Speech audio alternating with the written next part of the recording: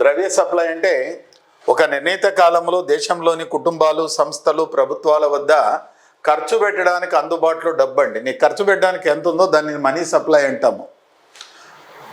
మరి 18వ శతాబ్దం నుంచి కూడా ఉన్నారు. సాంప్రదాయ ఆర్థికవేత్తలు ఏమన్నారు? రెండు విధాలుగా ఉన్నారు. ఎందుకంటే రిజర్వ్ మనీని ద్రవ్య సప్లై అన్నారు. ప్రజల వద్ద గల కరెన్సీ, వాణిజ్య బ్యాంకుల వద్ద గల డిమాండ్ డిపాజిట్లను వాళ్ళు ద్రవ్య సప్లై అన్నారు. మిల్టన్ ఫ్రీడ్మన్ ఏమన్నాడంటే ప్రజల వద్ద గల కరెన్సీ, వాణిజ్య బ్యాంకుల వద్ద గల డిపాజిట్లు, ఆర్బీఐ వద్ద గల డిపాజిట్లను కూడా ద్రవ్య సప్లైగా పరిగణించినాడు. గుర్లే షా ఏమన్నాడంటే ప్రజల వద్ద గల కరెన్సీ, బ్యాంకుల వద్ద గల డిమాండ్ డిపాజిట్లు, ఆర్బీఐ వద్ద గల ఇతర డిపాజిట్లు, వాణిజ్య బ్యాంకుల వద్ద, బ్యాంకింగేతర విత్త సంస్థల వద్ద గల కాలపరిమితి డిపాజిట్లు కూడా అన్నారు. రాడ్క్లిఫ్ అన్నాడంటే ఎందుకయ్యా ఇంత ఇబ్బంది పడతారు, ఇంత సమస్యలు ఎందుకు, నీకు ఖర్చు పెట్టడానికి ఎంత డబ్బు ఉందో దాన్ని ఎంత ద్రవ్య సప్లై అనేసి అన్నారు. అది ఇక్కడ మనం ఎక్కడికి రావాలి? భారతదేశంలోకి రావాలా. భారతదేశంలో ద్రవ్య సప్లైని నిర్ధారించే వ్యవస్థ ఏది అంటే రిజర్వ్ బ్యాంక్ అండి.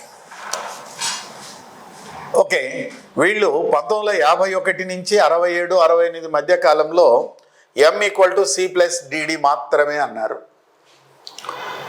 నిన్న ఫ్లో చార్ట్ కూడా పెట్టాను. 51, 52 నుంచి 67, 68 మధ్య కాలంలో M=C+DD అన్నారు. 68, 69 నుంచి 77, 78 వరకు కూడా ఓకే రైట్, ప్రజల వద్ద గల కరెన్సీ, బ్యాంకుల వద్ద గల డిమాండ్ డిపాజిట్లు, ఆర్బీఐ వద్ద గల ఇతర డిపాజిట్లు అంటే M=C+DD+OD అన్నారు. ఇకైతే ఎస్ చక్రవర్తి అధ్యక్షతన కమిటీని నియమించినారండి.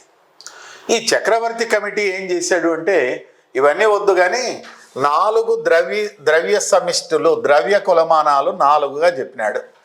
ద్రవ్య supply కొలమానాలు, money aggregates, supply కొలమానాలు,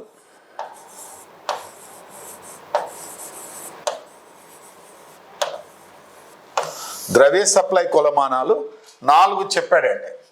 1 M1, 2 M2, 3 M3, 4 M4 అని చెప్పినాడు.